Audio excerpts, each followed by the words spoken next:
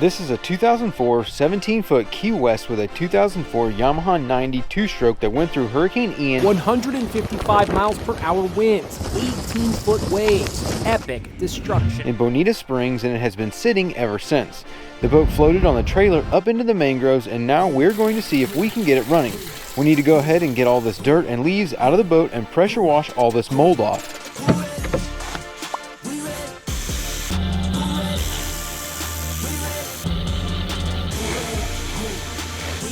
That is much better, even though we've already got this many leaves in the boat from just one night. Now that we've got her clean, we need to come in here and work on this section here.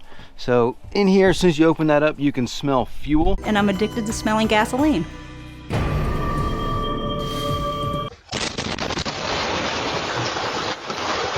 And so what it is, we've got some sort of a leak down here with either the fuel sender or the pickup, most likely both.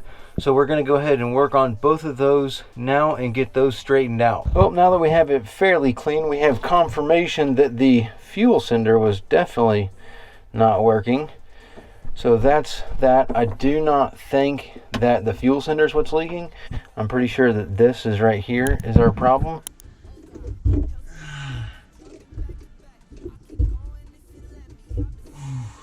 Kind of hard to see on the camera, but right here around the base there's a couple spots that looks like that is where our leak was coming from. Now that we've got our fuel sender and our fuel pickup put in and fixed, we're going to go ahead and run a new fuel line to the back, so that way we can get the old nasty fuel line out of here, get a fresh fuel line in there, and get a new water separator put in the back of the boat. We're going to go ahead and check for fuel. I'm going to take a jar here and we're going to prime some fuel out of here. I'm also going to take that separator off, and then we'll dump the water separator off just to get anything that's in here out, and we'll pump a little bit of fuel out, maybe even a full jar, just to check to see what kind of fuel we're going to be feeding to the engine.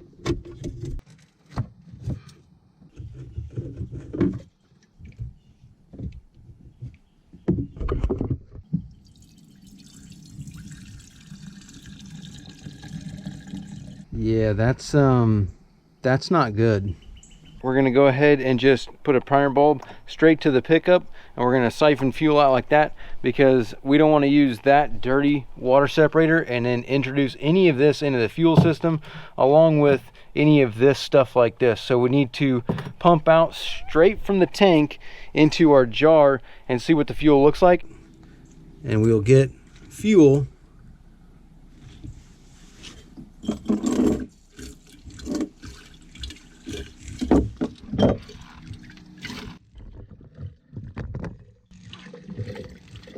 to come out like that. And this is a problem, which is a tank full of water.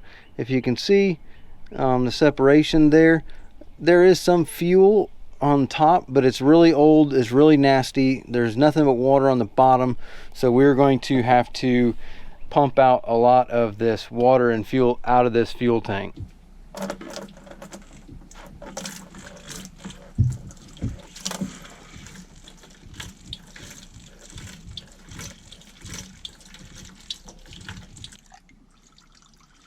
All right, there we go. That's burnable. All right, so we got about 5 gallons of water out of the tank, and we finally got to, you know, not the best looking fuel. It doesn't smell like it is that great, but obviously it's old, it's been sitting. I think that our two-stroke here will actually burn this fuel. So now we just have to dispose of this and go ahead and pull our new fuel line to the back of the boat. Try and start anything that has been sitting for a while. We need to take the spark plugs out and put some lubricate. Spark plugs look clean, not any kind of rust or dirt.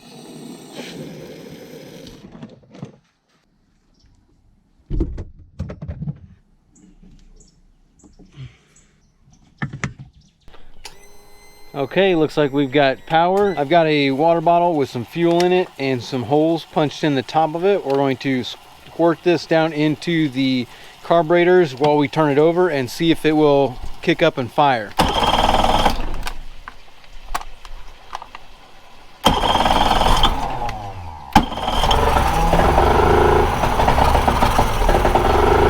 Hey, sorry to take you away from the video, but real quick, if you're into this type of content and you would like to learn more about how we do these restorations, or maybe you would just like to learn the skills to work on your own boat or just fix or understand your boat a little bit better, we can help you with that with our boaters program that can be found at bornagainboating.com.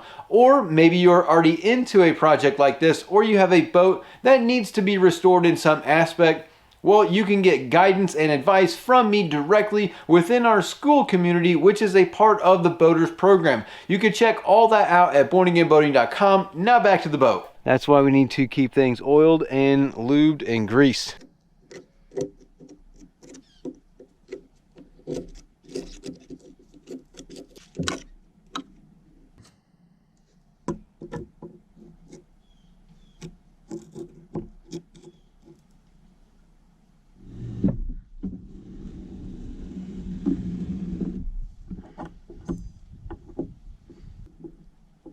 Sometimes they will not take grease, and if they won't take grease, what we need to do is take the 10 mil off here, take this handle out, take that out so we can clean it, put all this grease on the inside. It's just been too long since anybody has greased it, and everything is kind of locked up.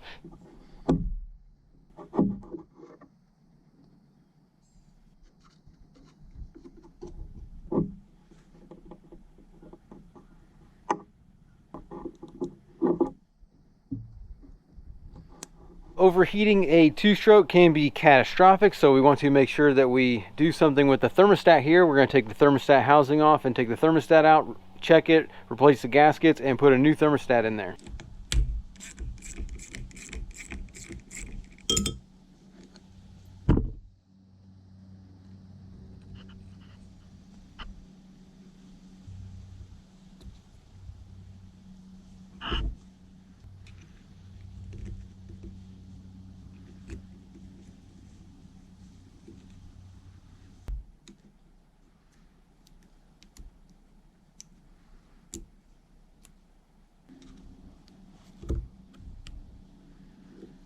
Make sure that grounding strap is there and not broken. So let's replace this. It's just going to have two 10 mils on it.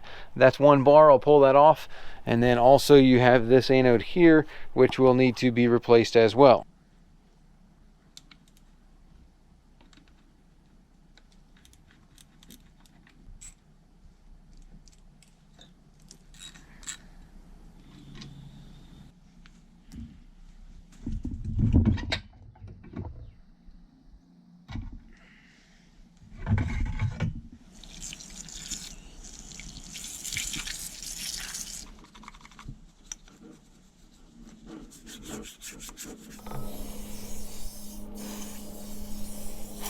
Here, this is the water pump housing. We're going to pull this off and inspect what the impeller looks like, and we need to drain the gear lube, and based on what color the gear lube is, whether or not we need to pressure test the gear case or not.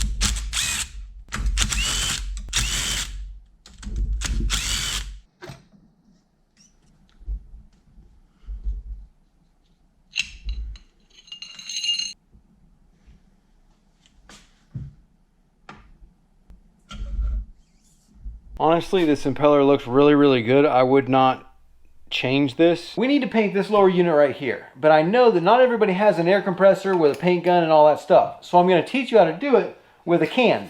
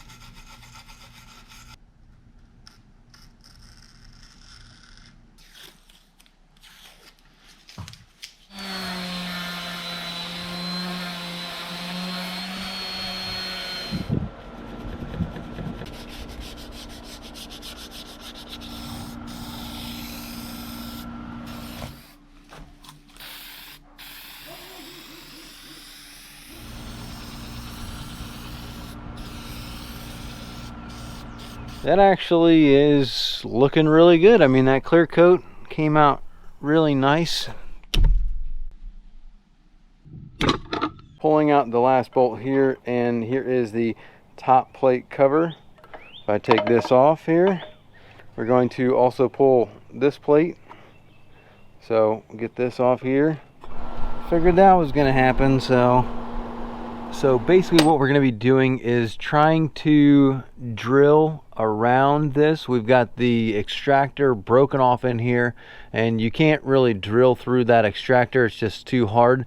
So what we need to do is try and drill around it to get just the tip of it out of there, and then we will drill this bigger and then tap it so we can put a bolt in there.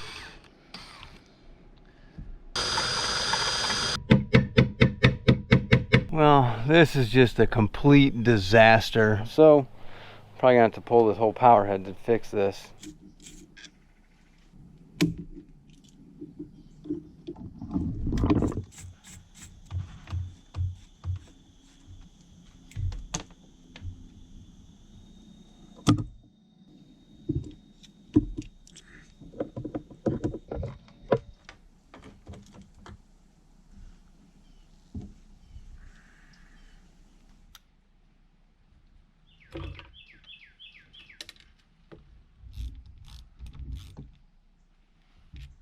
So I'm just continuing to take stuff off so I can pull this up to make it as light as possible and as easy as possible.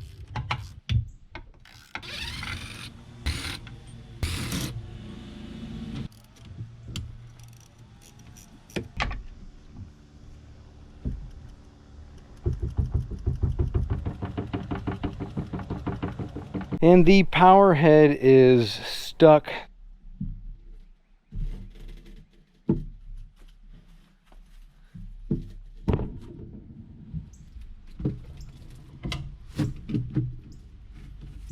First thing that we need to do is we need to get this here lubricated. So we're going to take some PB Blaster, we're going to take some Kroll, we're going to take some kind of a drilling lubricant and squirt it into that hole because we want to keep this lubricated at all times.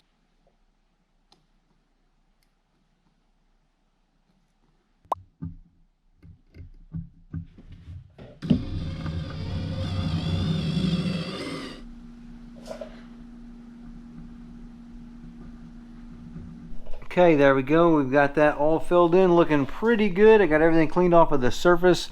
Break this thing free. Definitely stuck in there. And it is pulling some of the JB weld out, but it should be good enough to run a tap in there and be able to have this thing be good to go.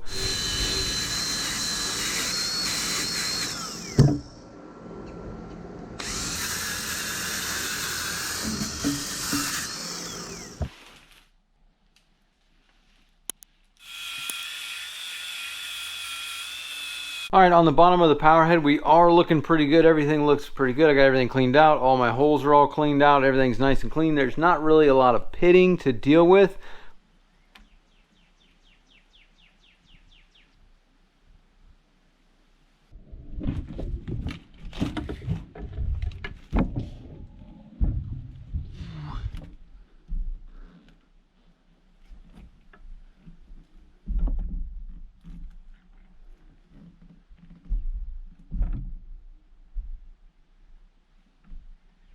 Looky here, we got the power head back on and everything's looking good. Water plate cover on, head cover on. We'll put this thing back together. I need to fix this issue right here with the broken fuel line. Need to fix that, kind of get some of this other stuff hooked back up. I'll put the bolts back in the pan.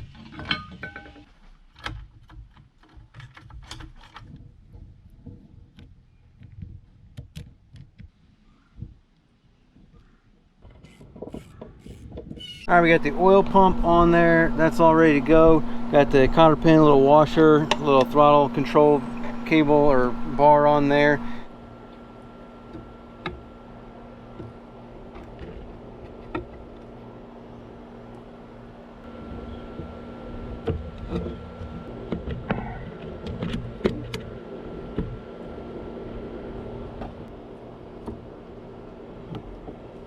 This is where I like to use the Molly lube. So this is BRP Molly lube. There's the part number. I don't know if you can even get this stuff anymore. It's just a lot creamier of a grease than like regular grease is.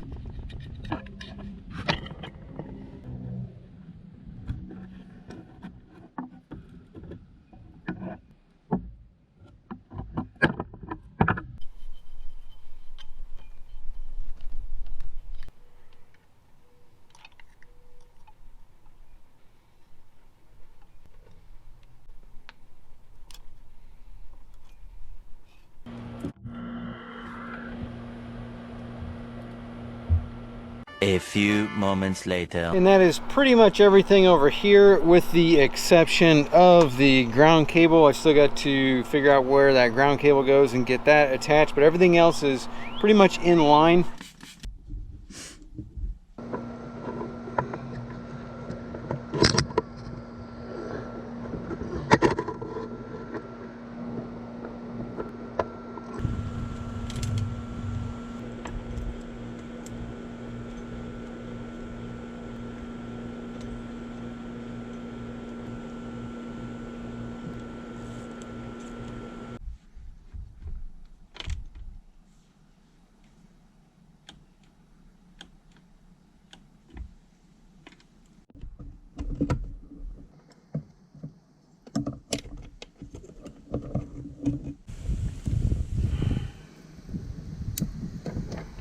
And there we go. We've got our oil tank on, we've got our carburetors on. I got to hook up the wiring over here, but main thing is we got the connections made. All this is tightened up. We checked all our oil lines, hooked up this.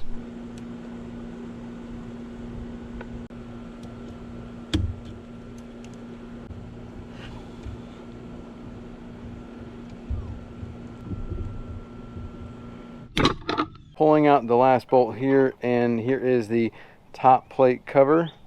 If I take this off here, here's the inside of this. You can see lots of buildup into different corners and sections and stuff. What I want to do is I do not want to scrape any of this stuff. I want to see exactly what the stuff will do all on its own. So we're not going to touch anything in there. We're going to also pull this plate. So get this off here, kind of get her worked off. That's what the inside here looks like. And then here is the inside of the cooling passages and what they look like. So quite a bit of stuff all over there. Now let me go ahead and pull this and take a look and see what this looks like. And this is inside the back of the head cover. So it's pretty dirty, not as terrible as we are in our water jackets over here, but still not, you know, the cleanest thing. If we pull the gasket here,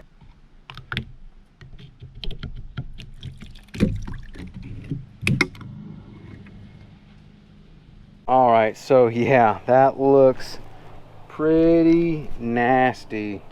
That is pretty gnarly. We got a lot of stuff, and there was a lot of water held up in here too, I'm sure, by all these types of things that are like clogging stuff up. Definitely look how bad that is. That is just terrible. So P-tube down here landing in the bucket. I moved these hose out of the way just to kind of help save as much as possible. I'm gonna do this whole thing. I'm gonna put this whole gallon in there, and then I'm gonna fill this gallon back up with water, and then that'll be a 1-to-1 ratio.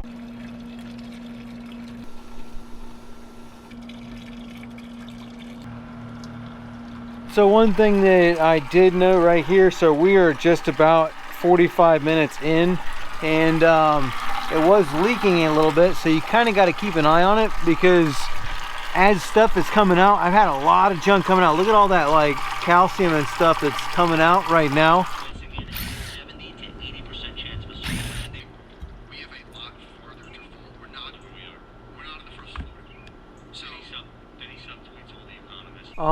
Wow, that is legitimately impressive. So this was 2 hours worth of flushing. I am interested to see what's behind here.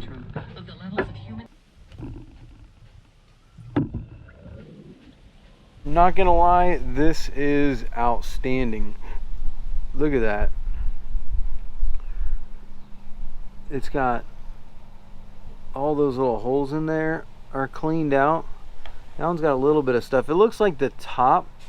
Problem is that it cleans out everything, and any kind of like corrosion or anything that is like building up, it uncovers all those pinholes. So like, look at that, it even cleaned out that little hole right there. We are in the process of flushing this out, but notice right here in the thermostat housing, there is a hole right there in the block. So that is actually wonderful. Now that we've actually got this thing all kind of blown out, look at that.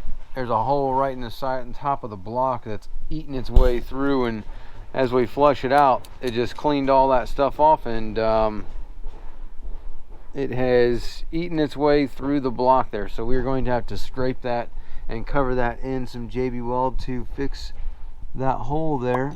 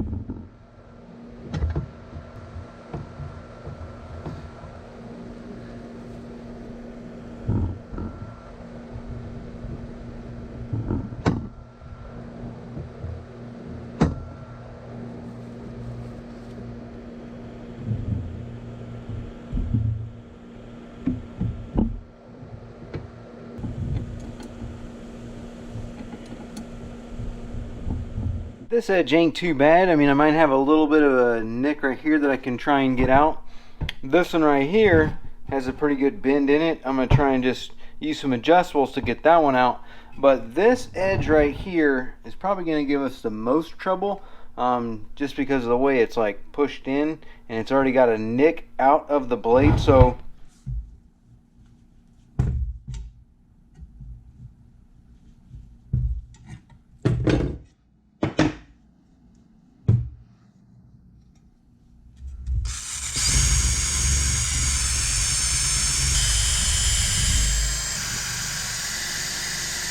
okay, so here is the edge that I got that thing pushed down. I just kind of smoothed that off with some 120.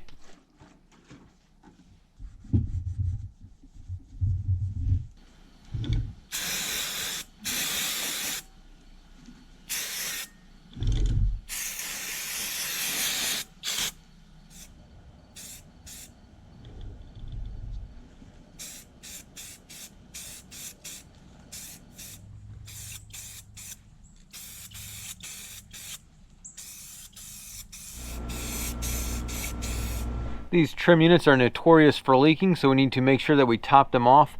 Keeping these shafts clean is very crucial to keeping these seals from leaking. First thing we need to do, we need to trim this thing up and get it up on the kickstand. So we'll trim up the engine. Once we get it up to here, we can go ahead and flip this down and then bring it down to where it's resting on there.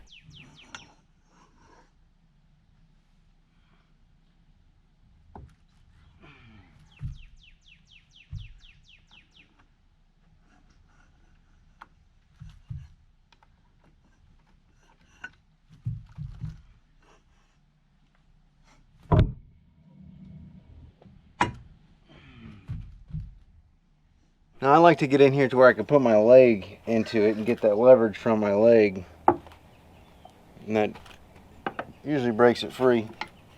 Now that we got all of them free, everything's going to be pressurized still in this, so what we're going to need to do is we basically want to get these caps spinned back. So these caps are off, you know, I can take them off, but we need to be able to get the rams out. So what we're going to do is we're going to screw back, you know, 3 or 4 threads.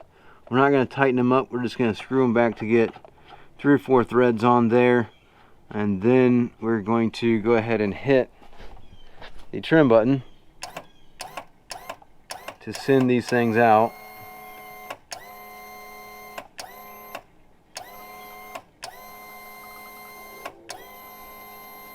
There we go. And then we'll be able to loosen our caps and do the same thing we did the first time, where we, you know, now that you've got pressure there, you're just going to unscrew them and wait until you can wiggle them and let fluid come out.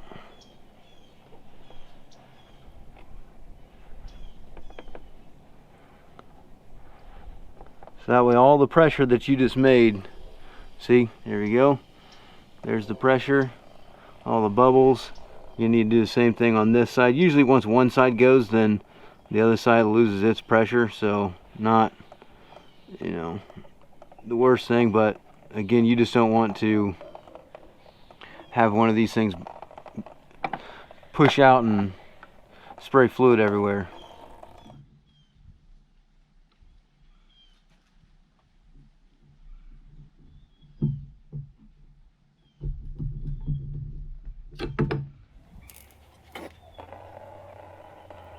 And we'll siphon out all of the old fluid. A lot of times, see, this one's not that bad. This is pretty clean.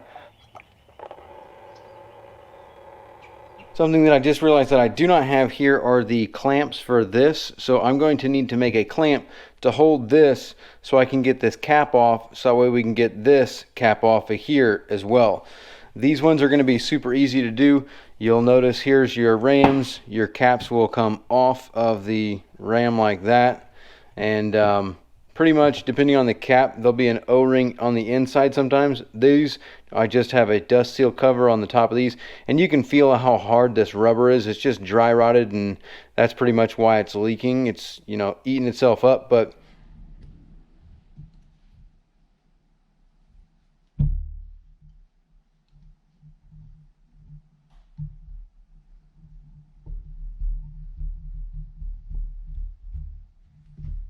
getting these off is pretty easy. You pretty much just need a seal puller or a flathead. Either will work. Main thing is you just do not want to scratch the cap when you pull it out.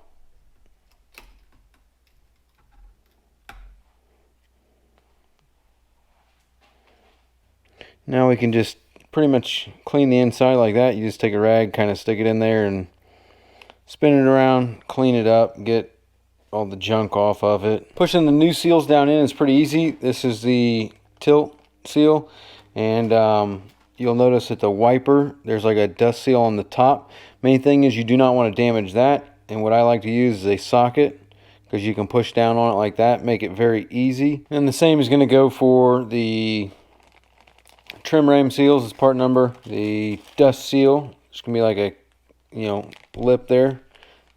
That lip is going to go up, and then the inside, you know, this is going to go down. So it'll sit like that. They call it a dust seal. And then we'll do the same thing. Just need a little bit of gasket sealant on there. You know, I like the Johnson Evinrude gasket sealing compound, but I don't have any right now, so just use this like this.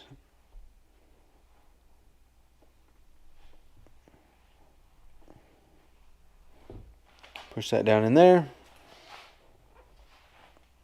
Take our socket and push it the rest of the way down in there, and that is it. That's pretty much how you put the seal in. It's really, really super simple.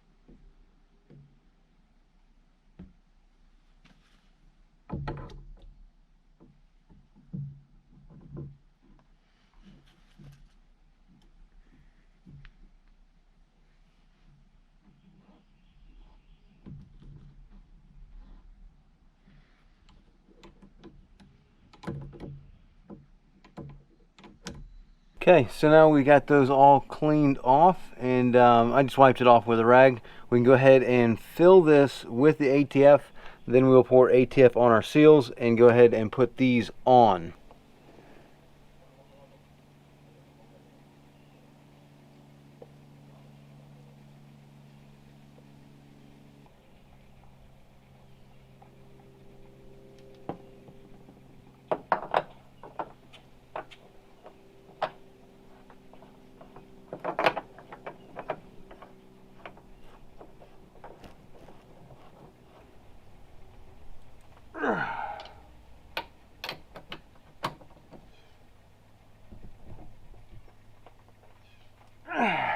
Now we got all these on there, and then when you go ahead and torque these things, you just need to use the wrench. You don't need to use the cheater bar. Just put them on there and tighten them as tight as you can.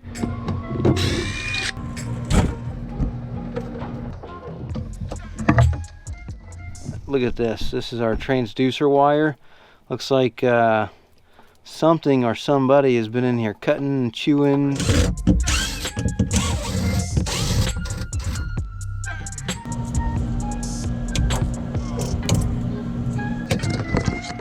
Here is another wonderful treat, how they were powering the radio. They used some like 6-gauge heat shrinks. Got the ground wire pulling out of the plug. That is safe.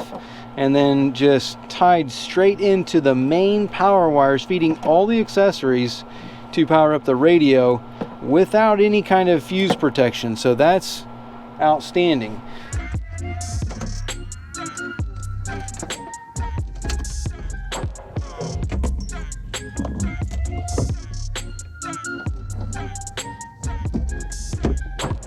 Here we have another classic case of some expensive heat shrink connectors with a white band on them for some reason. I'm assuming was a label, but they were never heated. I love it. This is where we're at, where we're going to leave it with the front of the console. This is ready to be pulled out. This is ready to be pulled out.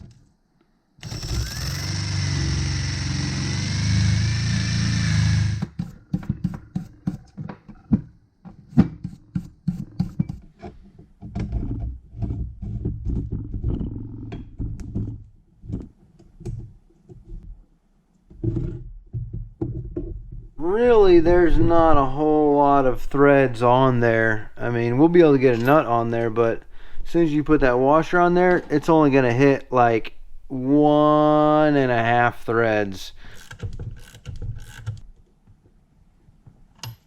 I mean, really, that is not that bad. I'm going to say this is going to be good to go without the washer. I could maybe try and find a smaller washer, but I don't know if it really matters or not, because once you stick the steering wheel on there, within a couple of days, the thing's not going to want to come off. So it looks like we did save this, and that's going to work just the way it is. For now, let me just get all this stuff pulled out of here and cleaned up, and then once all the components are in there, we'll be able to work on the wiring to get rid of, you know, this situation that's just laying in here right now.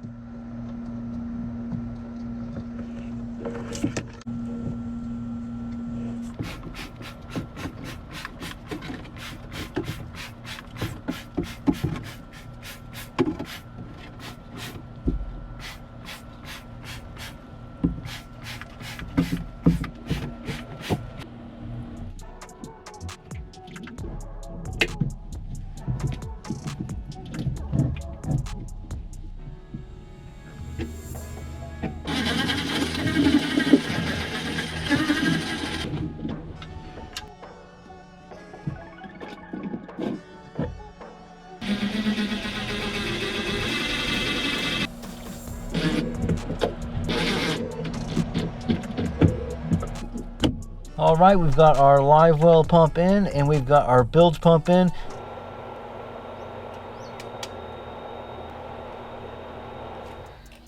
Let's see what we got here. Now this thing is only 24 inches, so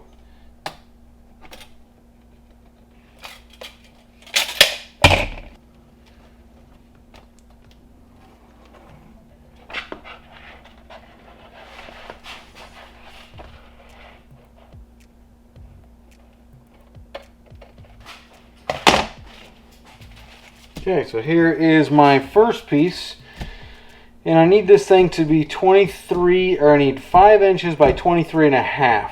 So if I go, I got an inch here, and I got an inch here.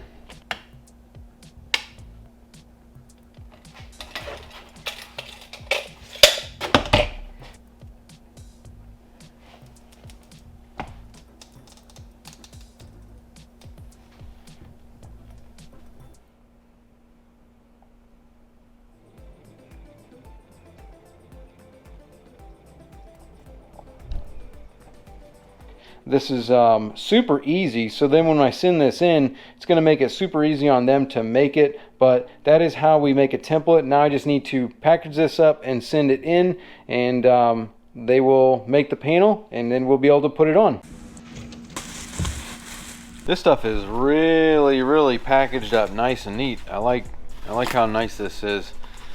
Just open up this one right here. This is going to be the lower panel. Here's our lower dash panel. I need to go ahead and open up this one right here before we talk about all of them, but this is looking really good. I love the Key West thing with the light, but let me finish opening this up and then we'll talk about both of them.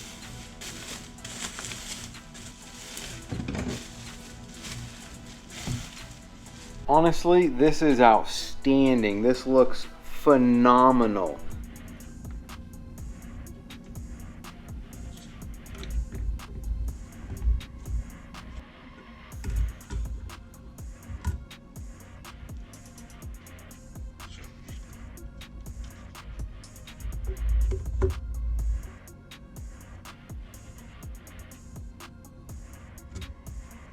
Okay, I got my 2 gauges in there. There's the speed gauge, got the tack in there, looking fresh. Dude, this thing looks amazing. This is also what it looks like once it's lit up. Just kind of check it out once it's lit up, and at night that looks really good. So let's measure all this stuff out to make sure it's all gonna fit the way we want it.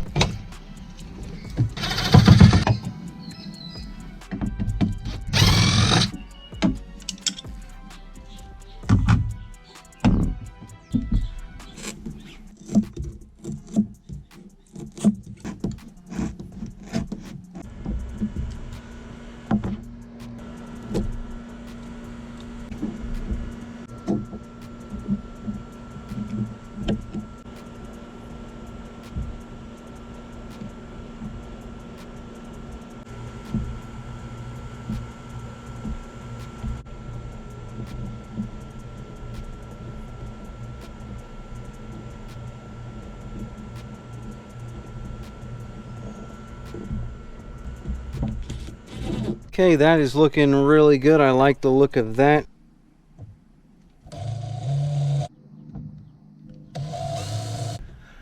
And there is our GPS. That's looking real good. We can turn it whichever way we want. That's nice face.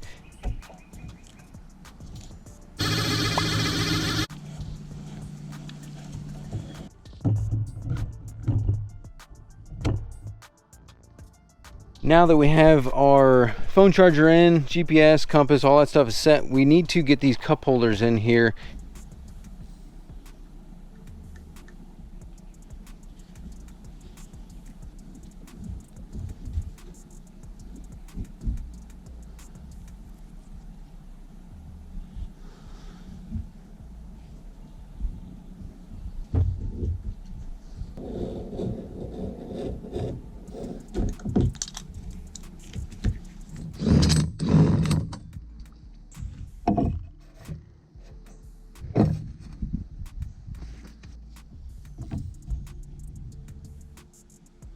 It's outstanding. Plenty of space to the GPS.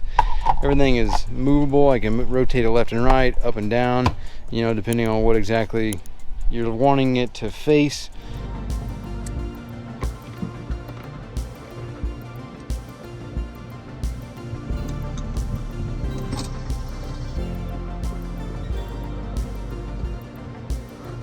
So let's go ahead and dry fit this and get it taped. Okay, we have the panel up in place, got us all taped around it. So now what we're going to do is take this back off and basically just run our elastomeric all the way around.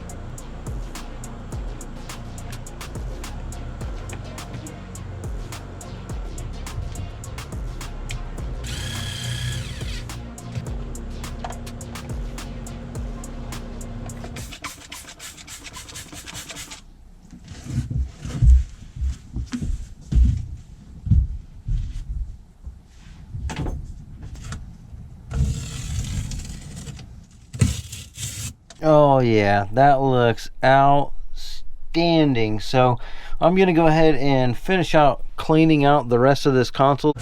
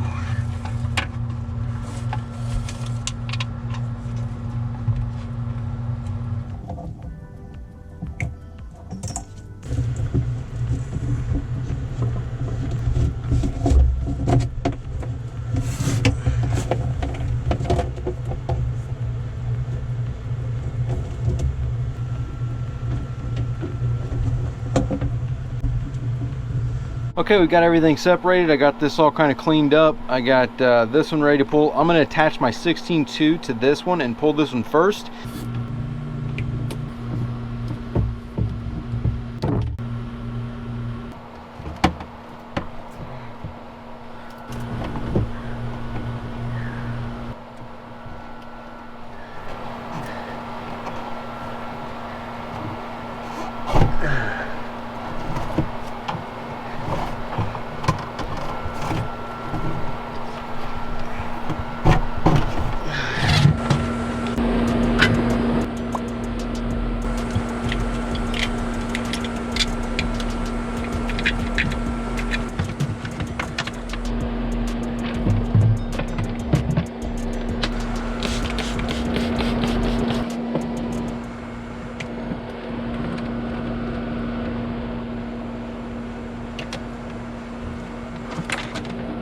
I think I have this kind of the way I want it. I've got all of my engine stuff and the transducer wire all nice and clean like this. So that's going to be one nice piece, one nice strand, one nice loom of wire. It's going to go right down just with the mechanical cable and the shift throttle cables.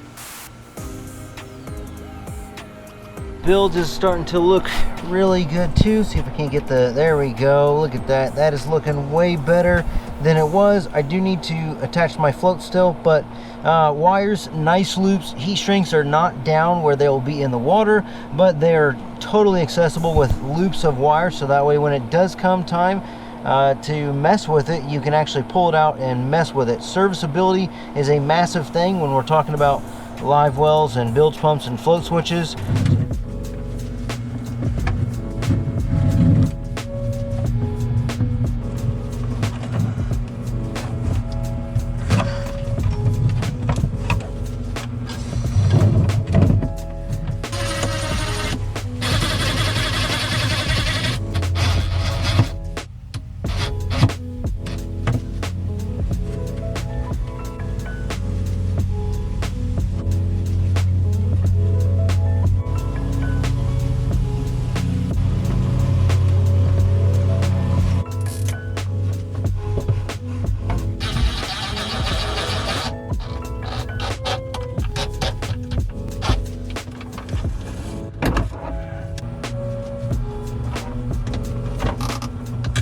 Okay, we've got most of our wiring all kind of buttoned up, kind of ran across the top here, you know, going all the way over to there. And then a lot of it is also, you know, kind of ran out, ready to be hooked up. I don't like to strap anything down. What I like to do is just take zip ties, have them loose, get all the wires ran, so that way we can then cut them the way we need them and then label them properly.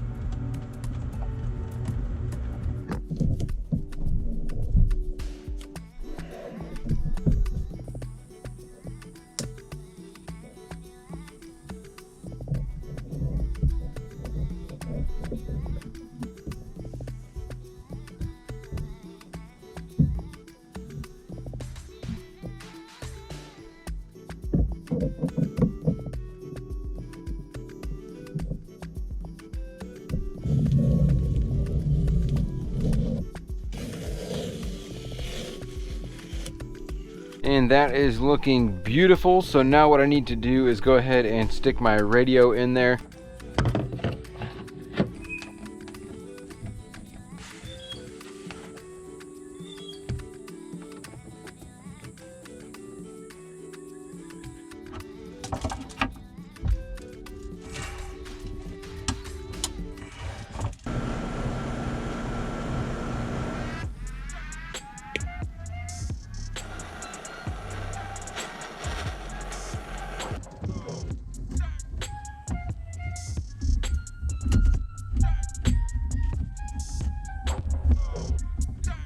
We're all zip tied, clean, run across, got all of our radio and everything up, tension relief, everything's nice and tight, not gonna fall apart and bounce around and give us any kind of problems.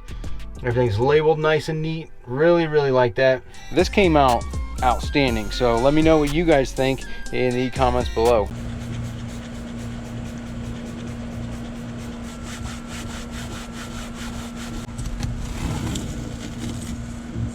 All right, so there is the end of it. This stuff did pretty well, but obviously this has been on here for probably 3 years, so that's a very, very thick amount of mold and mildew to get off of there. So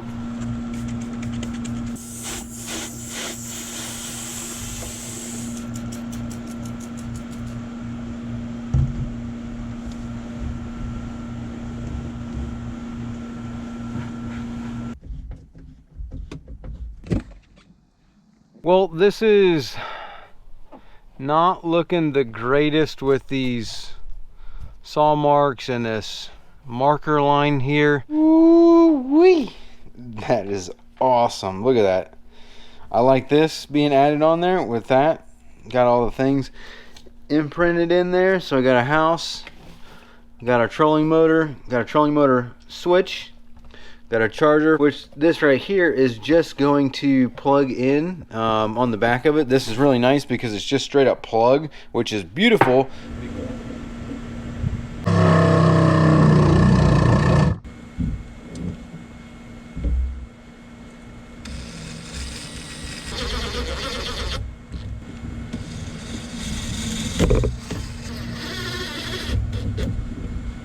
Oh yeah.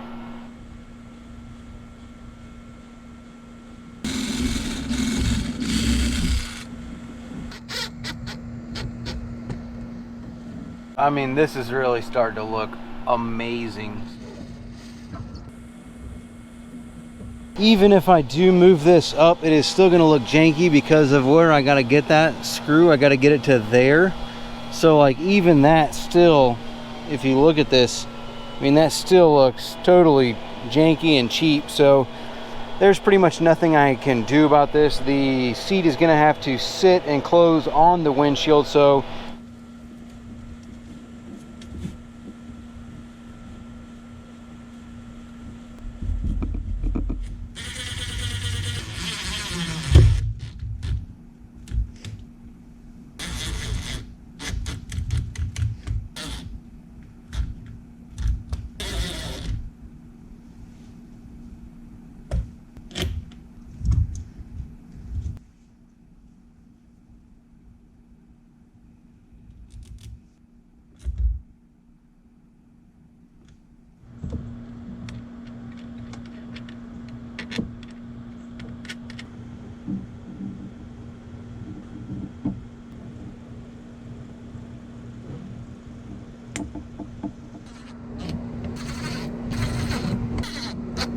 this is looking beautiful.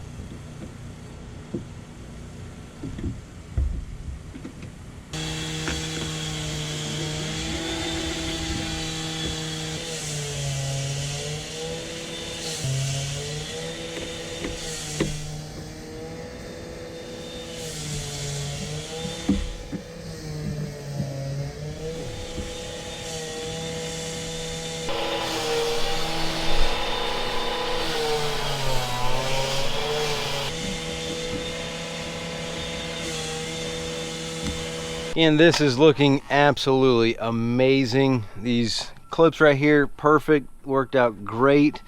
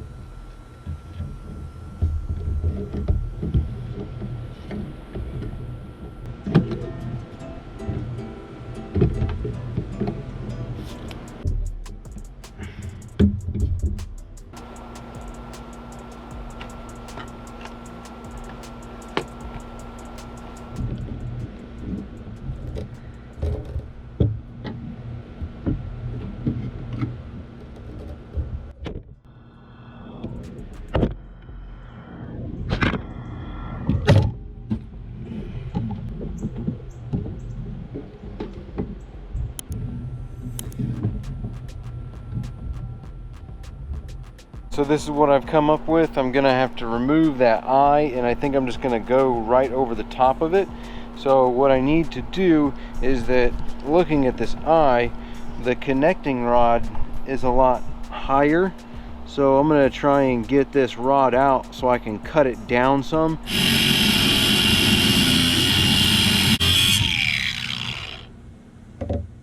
Now we're looking good, so I'm just gonna kind of let that dry a little bit, and then these spacers, boom, they're like perfect height.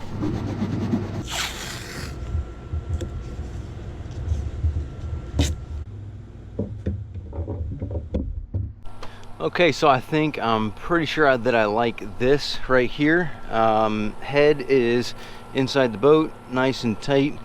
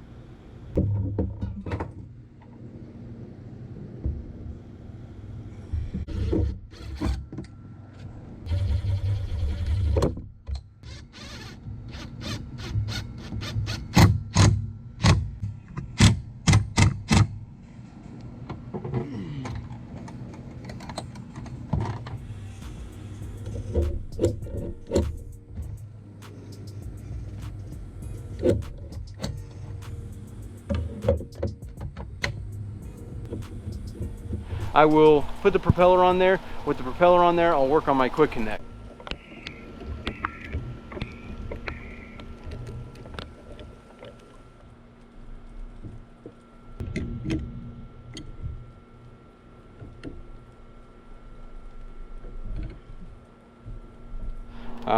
We will go ahead and move on to our quick connect. All I got to do is basically cut these little ends off. You cut those off so that way we can attach it to our quick connect.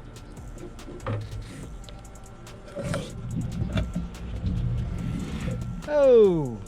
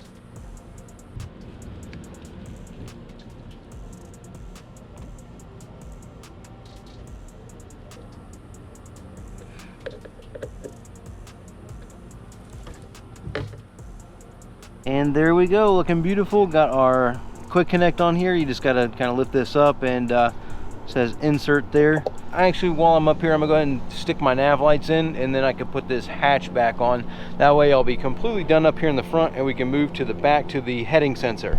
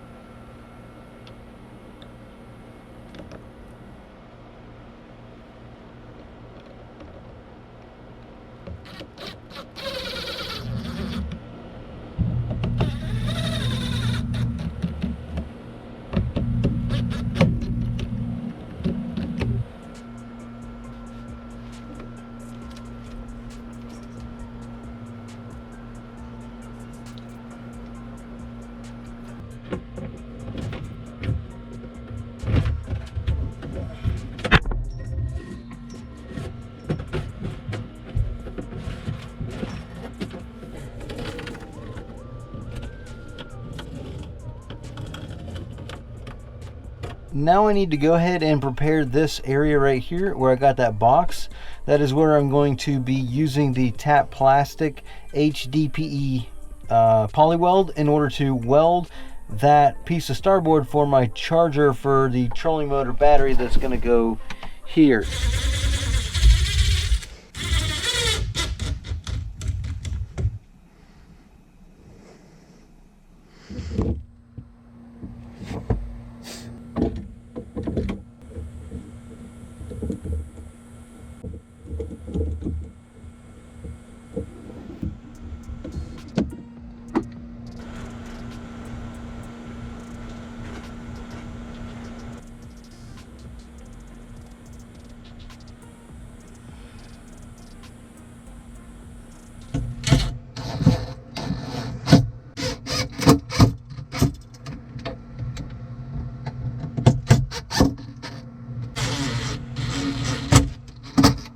Alright, so that looks amazing. Got nice spacers there. This thing ain't going nowhere.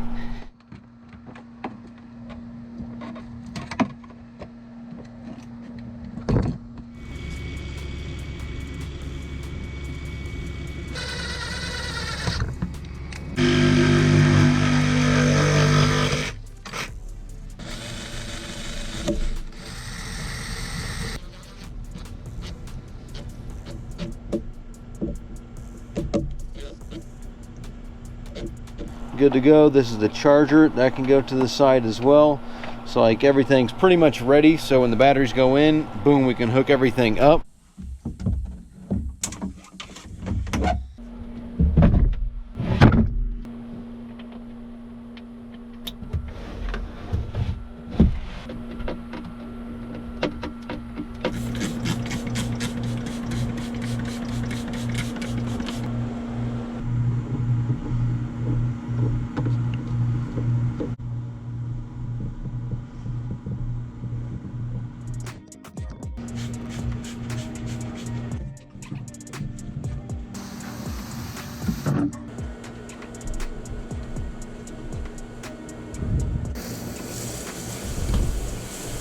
Now everything outside of this is now, I mean, as you can see, most of that stuff all came up, but a lot of this is gonna have to get some different kind of work. That might be able to get these out because these are like scratches and stain, like this is more like a scratch, so I might be able to wet sand.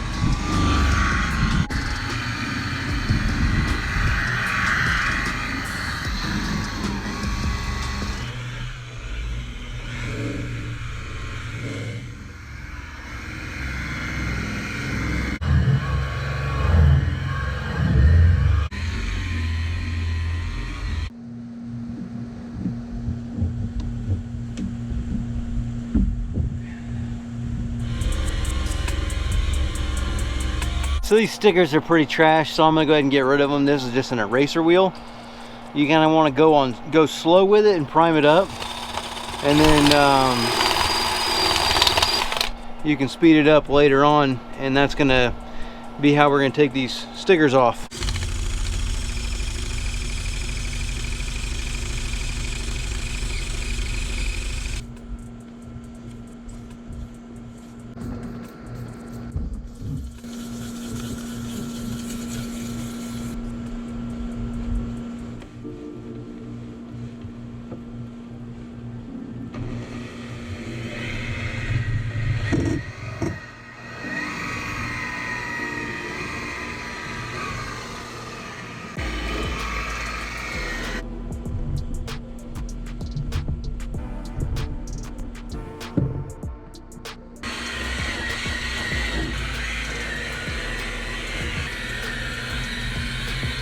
Yeah, so the back, everything has been cut in the inside of the boat. All back here is actually really nice with this rigging, because I can actually just take this and stuff it right there. Boom. Totally out of the way. So I didn't even realize I had that feature built in to the rigging system.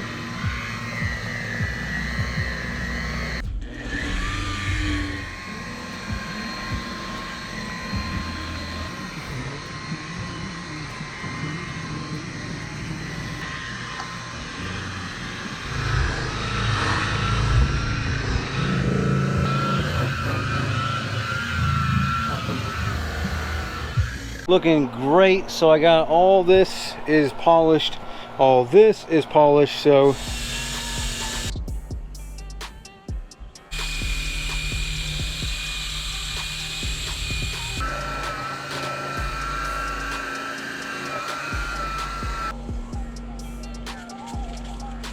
all right, now that we are looking just absolutely pristine all the way around this biscuit,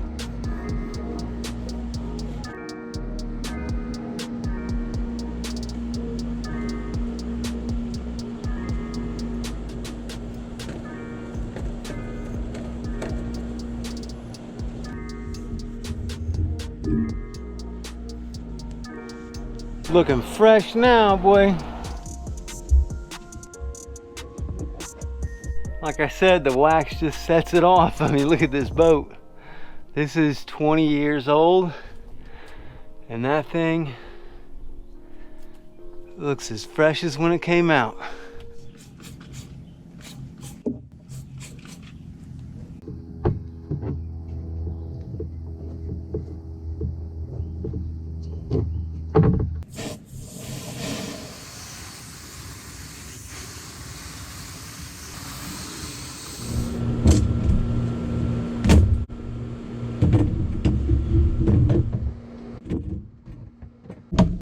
This boat is really looking beautiful now. It looks like a brand new boat.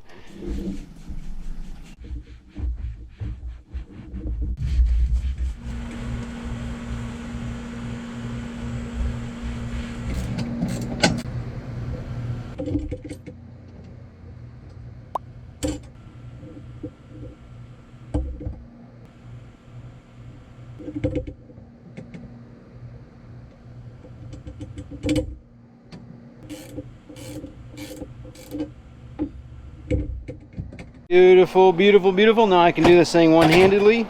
Move it forward, move it wherever you want, kind of flip it up.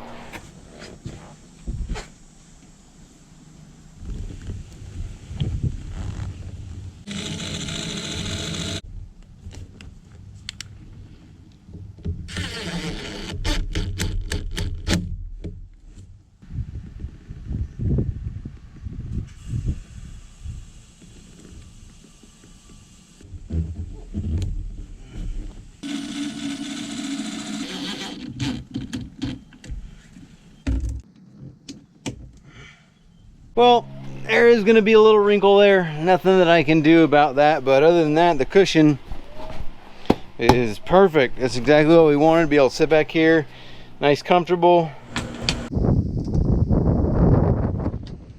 There we go. That one's looking beautiful too. Same thing, got a little bit. It's just what's gonna be.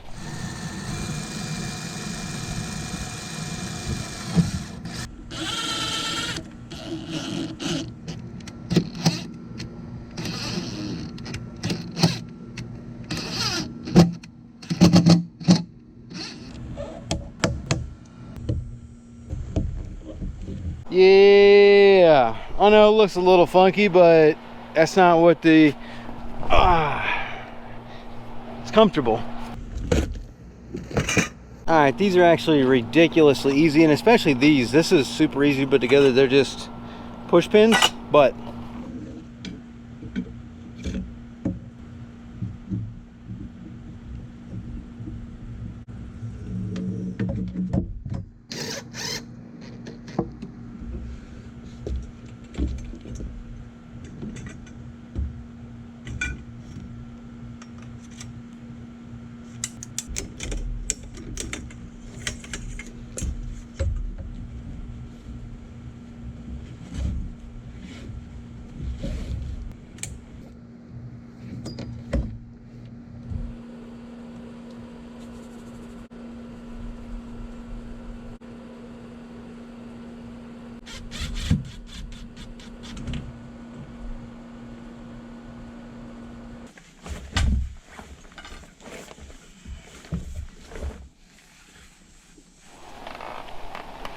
oh yeah.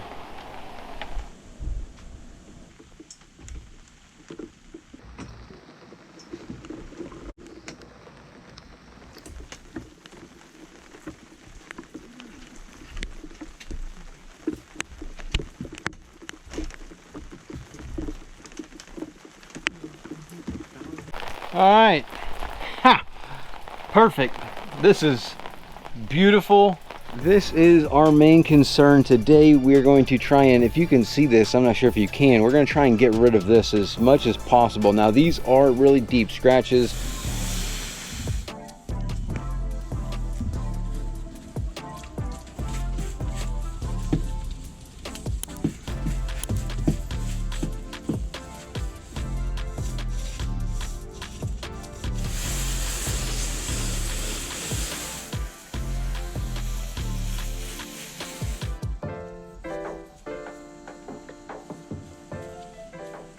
The eraser wheel does really well with taking these off, but once you get them off, you'll notice, like, obviously here's a big difference in the gel coat and the coloration and it being raised up, but you'll notice that there'll be residue left over from these stickers, and this right here is what you need. 3M adhesive remover.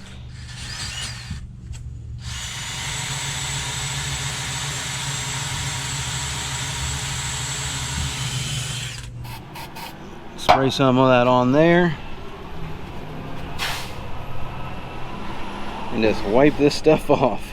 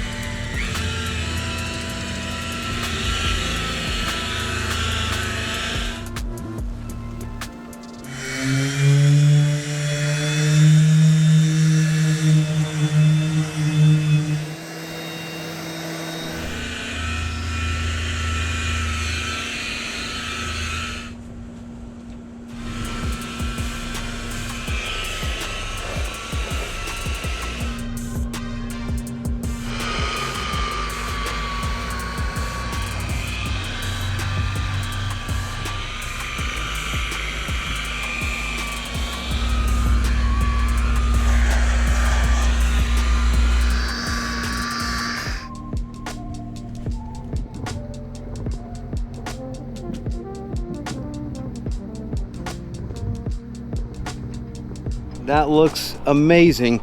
All those scratches, just can't even see the ones that are left, the deep ones, full of wax, just absolutely stellar, amazing. So there you go. Got to put the registration stickers on the boat. I just went and got these. You can get an Ozark Trail from Walmart, black letters.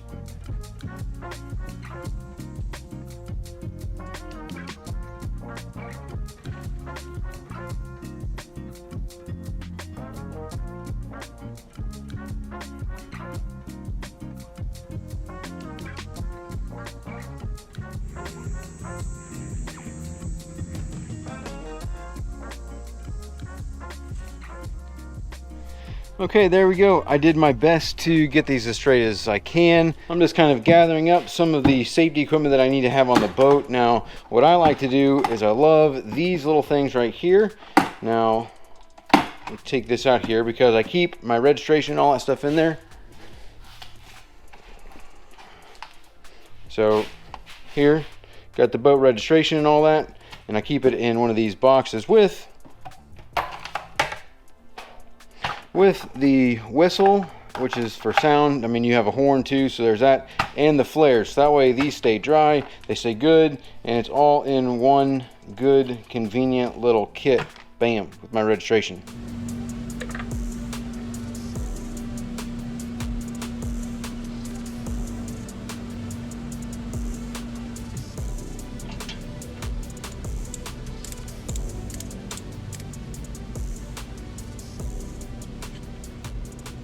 All right, now we got a throwable for the boat, so let's go check the trailer lights. Hooked up. Looks like our running lights are, those are working, and those are working.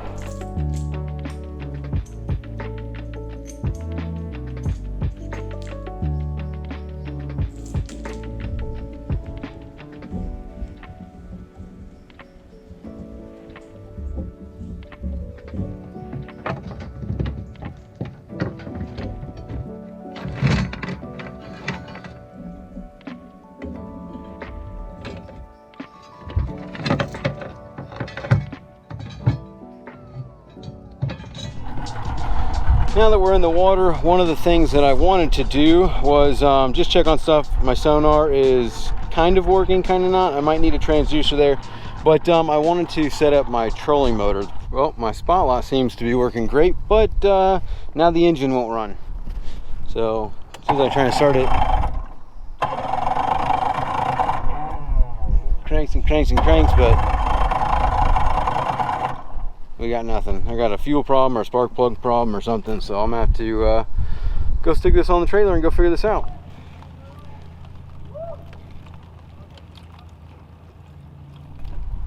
Would you look at that? We got water in the fuel again. Great.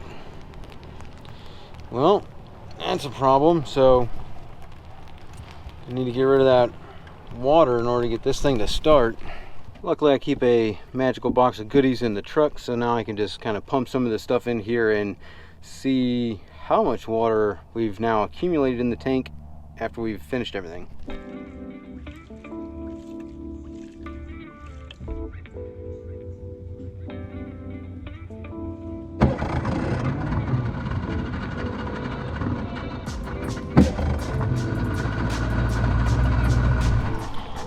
Well, finally got the water out of it, got her started. Now she's running a little rough because the fuel's probably not any good now, but I was wondering what was going on with my fuel gauge the other day, why it was so high, but now it looks like I understand why, because I'm getting water in the fuel again. So the problem with these little boats like this is that when we have an issue with the fuel tank is that you gotta pretty much take everything out of here in order to get to it. And I did move the batteries up here, so those all gotta come out to get to the fuel tank. Not really that big of a deal because all these little boats are like that. Any flats boats, bay boats, bass boats, all that stuff. These just little boats in general, there's no space for anything, so I gotta take this stuff out so I can get to the fuel tank and see if we can figure out what is leaking on the tank, allowing water to get into our fuel tank.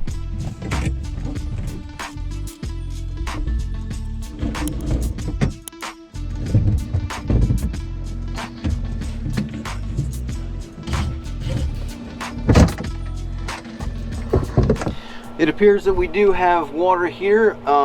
It is obviously coming in from underneath this console. That is one of the biggest spots all the way around here. I need to recock that, but I don't know if I'll get to that today or not.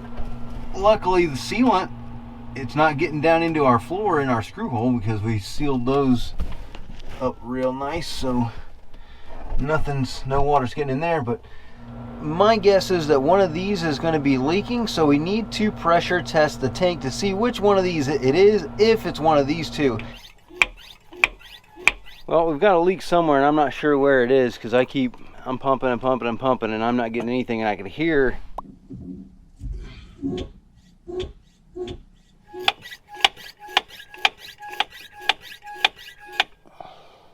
nothing. Which means that that vent hose probably has a hole in it, or it's cracked, or...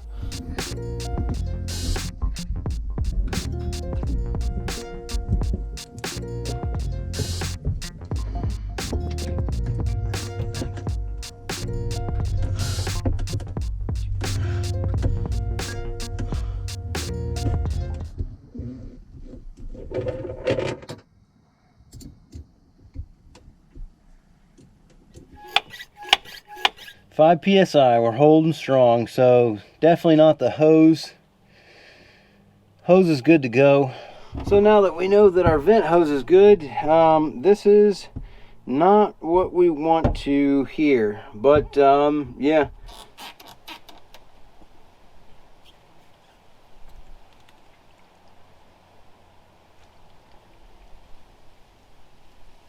Ethanol tester.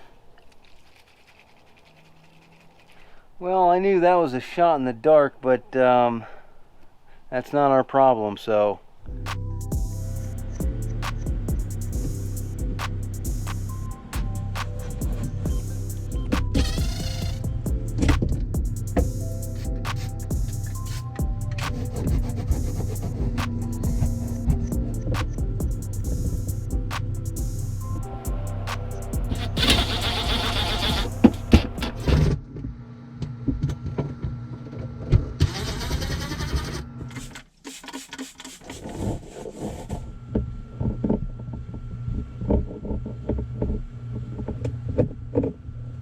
Okay, so now that that's sealed up and that's sealed up, any water that gets in here is going to just hit that, roll around it, and it'll come right out here under there and come out the console right there. I am going to reseal this right here and clean all this up, but I won't suffer you with all of that. It's pretty self-explanatory. I'm just going to recock this line and put all this back together. I want to work on restoring this right here, this faded paint on top of the cowling. The process is going to be similar to that of gel coat, but it's going to be a little bit different because gel coat is different than paint.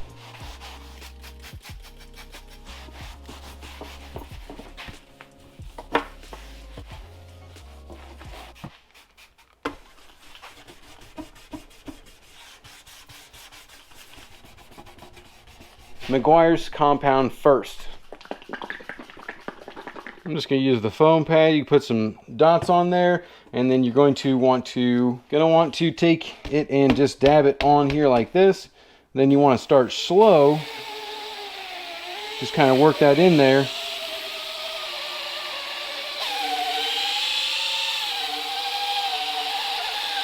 And work a little section at a time. Once you get it worked in there, then you can speed up your polisher and actually give it the juice.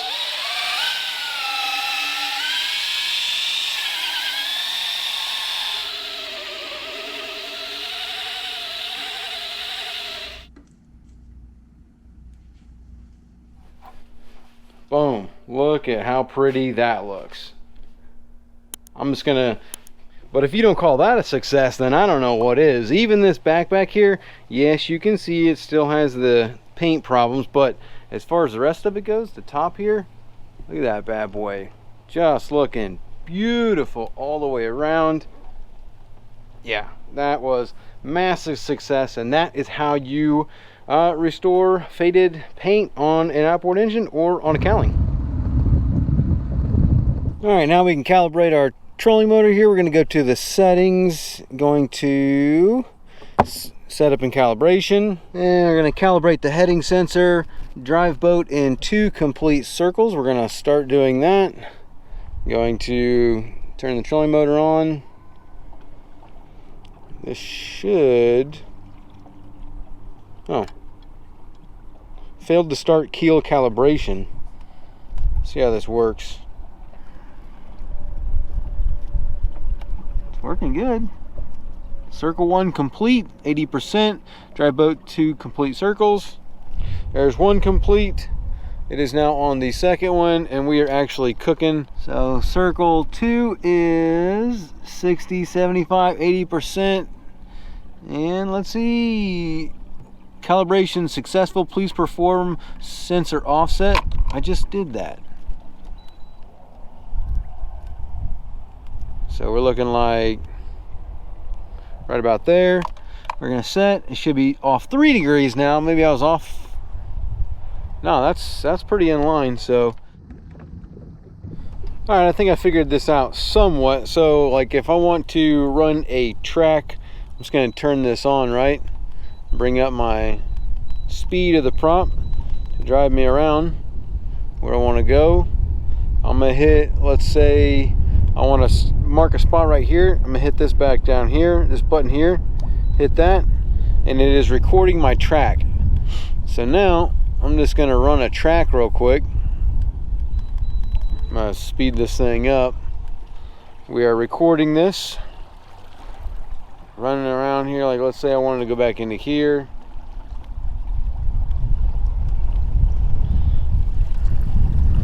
So we're cruising. Spin this over to the side here. I don't want to go all the way up in there. I mean, I guess I could if I wanted to. And then we're going to run this way.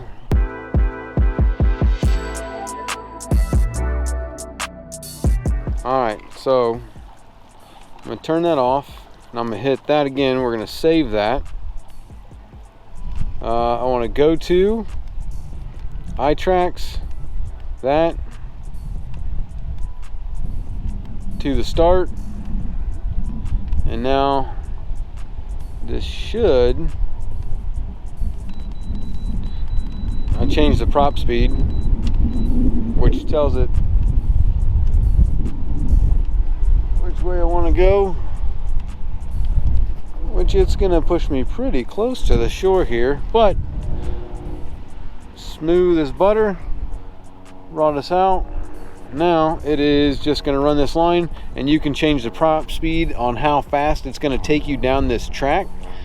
But now it's just going to run this same track that we just recorded.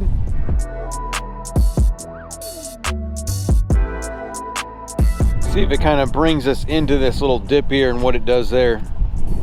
It should bring us in a little bit, but I don't know if it is going to. I guess the accuracy is a little bit off. Getting some. Oh no, it's not. This is actually bringing us in here. Yeah, this is.